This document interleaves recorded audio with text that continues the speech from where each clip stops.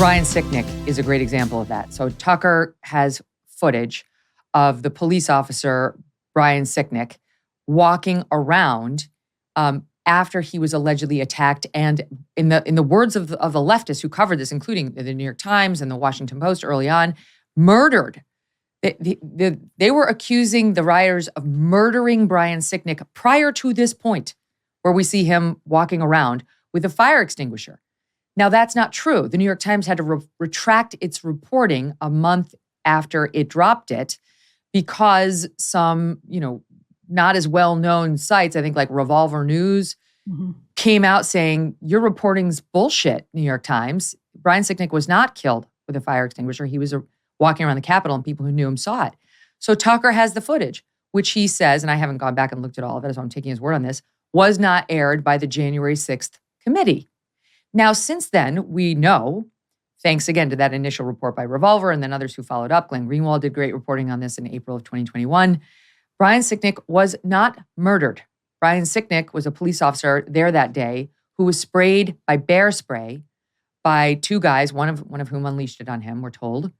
And then later that night, late that night or the next day, had a blood clot. He suffered from 2 strokes, which the medical examiner said, all of the events of January 6th may have contributed to his death, but it's unclear. And the medical examiner also refused to reveal whether Brian Sicknick had a pre-existing condition that made that blood clot and stroke, those 2 strokes, more likely. No one's been able to say the bear spray caused the stroke. The medical examiner just suggested that certainly the day's events, stressful day and so on, didn't help. I'll get the exact language of what he said.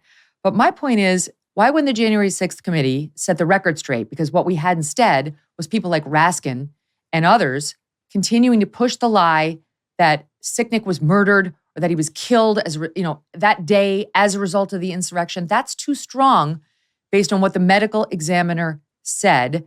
And to this extent, what Tucker's doing is a public service, Eliana.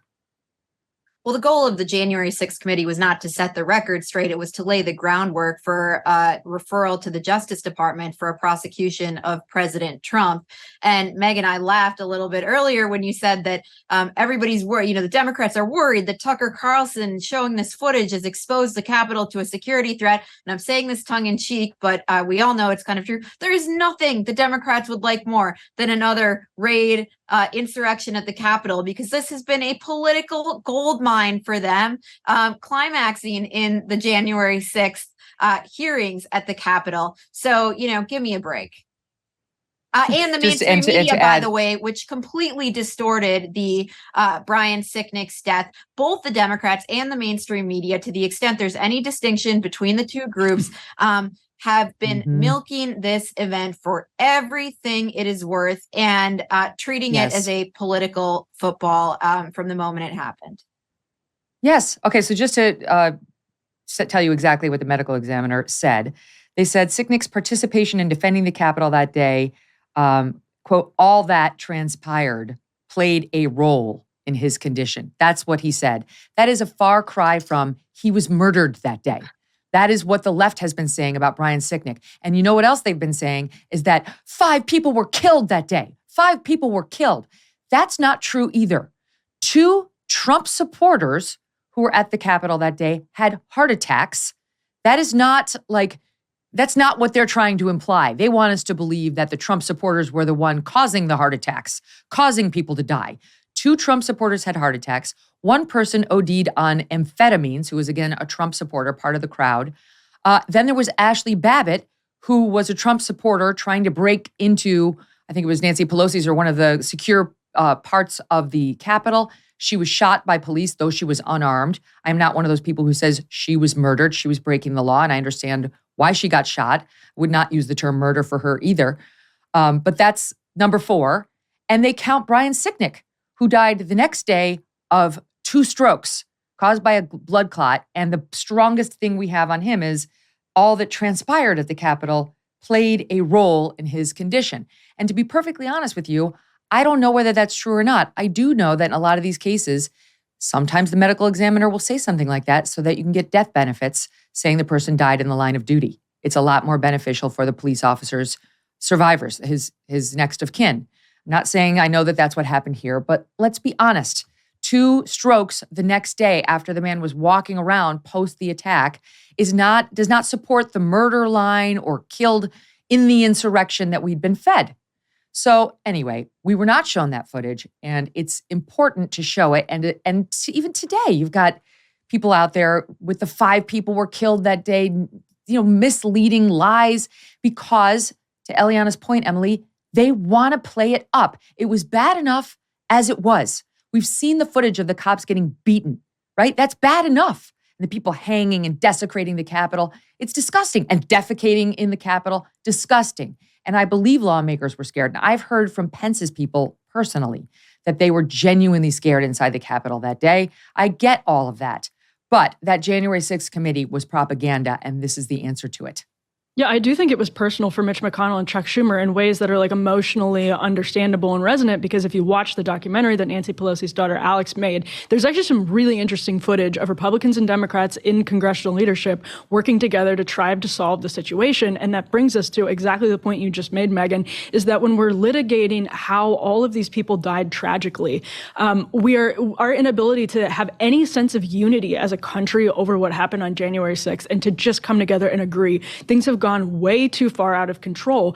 A lot of that is because people in regular America are responding to the fact that corporate media and the Democrats did get a lot of this wrong. I was going to say lie to them, but I don't think it was all intentional. I think a lot of it is just incompetence, ignorance, arrogance, all of that combined. And so you have average Americans reacting and saying, so why didn't they show this footage of Jacob Chansley being escorted around the Capitol building by police officers? Why did they get the timeline on Ray Epps wrong? What are they hiding from us? And so then we have to relitigate this over and over again. Like, I immediately, after walking off Capitol Hill that day, took so much shit from some people on the right, from who had good reason, by the way, not to believe any of the reporting that was coming out of the Capitol, because they have been lied to by the media for years, saying that was leftists, that was Antifa. I saw a guy screaming at people who jumped up on statues, you're making us look like a bunch of effing leftists. Like, there were even those divisions among the people that were there. But it is just the fact of the matter. There were real Trump supporters. There were people who were very angry that day, fully believed the election was being stolen out from under their noses, which it was not, but fully believed that, and were angry enough to riot. That's the real story. And the fact that we have not been able to handle this with any sense of unity or seriousness for the last 2 years is a tragedy as well. I've never been able to compost before. It was always too complicated and too much work. Not anymore, thanks to Lomi. Lomi allows me to turn my food scraps into dirt with the push of a button. Lomi is a countertop electric composter that turns scraps into dirt in under 4 hours.